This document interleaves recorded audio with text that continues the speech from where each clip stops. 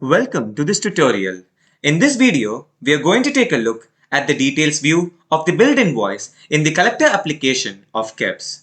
Once the user navigates to the collector application, he or she can navigate to the billed invoices section by clicking on the billed invoices tab. The existing invoices are displayed.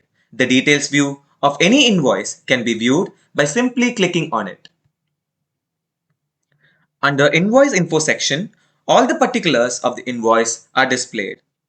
For an overview or overdue invoice, dunning can be performed through the Details view, which will be covered in a later video.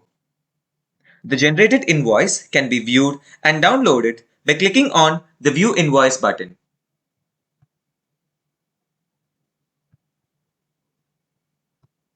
The outstanding amount for the same can be viewed by clicking on the View Outstandings option.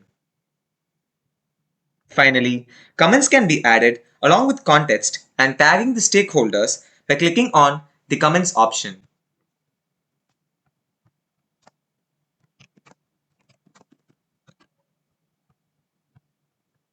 The mentioned stakeholders will be notified. Thank you for watching.